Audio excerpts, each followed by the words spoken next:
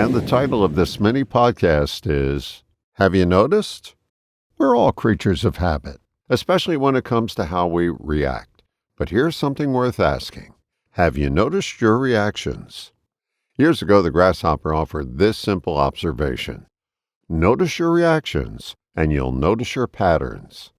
It sounds almost too easy, but the practice does take a little bit of rehearsing.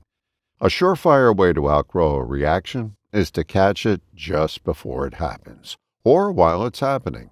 That moment matters. It's a choice point. You're either watching your usual response rev up its engine, or you're seeing it play out right in front of you. Either way, something opens up. You're given a chance to respond differently, not automatically, not predictably, and not quite so limiting, because we all react in pattern ways. Imagine this scenario. A friend comes to you with a problem and asks, "What would you do if you were me?" Notice how fast your answer arrives. It's usually neat and confident. It might even sound insightful, but useful or not, it's almost certainly reactive. It's coming straight from your personal playbook. Those patterns have delivered a certain mix of wins and losses in your life. And unless the pattern changes, the results won't either. Same reactions, same percentages. That's why noticing matters. When you begin to notice your reactions, you begin to see the patterns underneath them. And that's when growth becomes possible.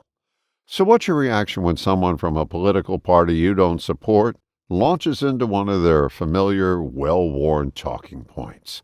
What about a commercial enthusiastically promoting a product you know is absolute garbage? What happens in you? I've just named a couple of my own reactions. I've got plenty more, hundreds, perhaps thousands, which leads to an uncomfortable but revealing question.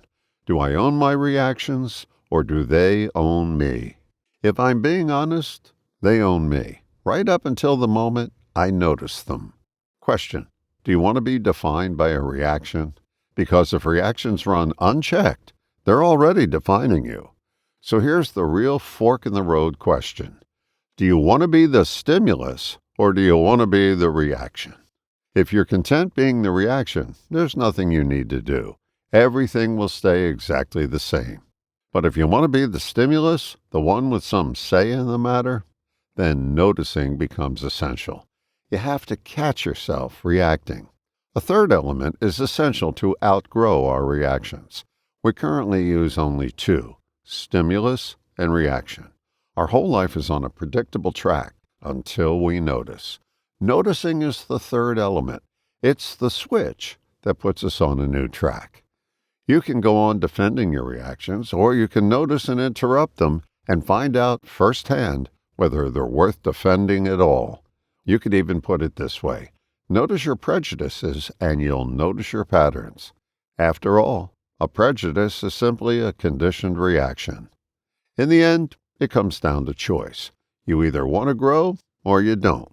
And if you do want to grow, start by noticing the reactions that keep your emotions simmering. That's the first step in cooking up something new. All the best, John.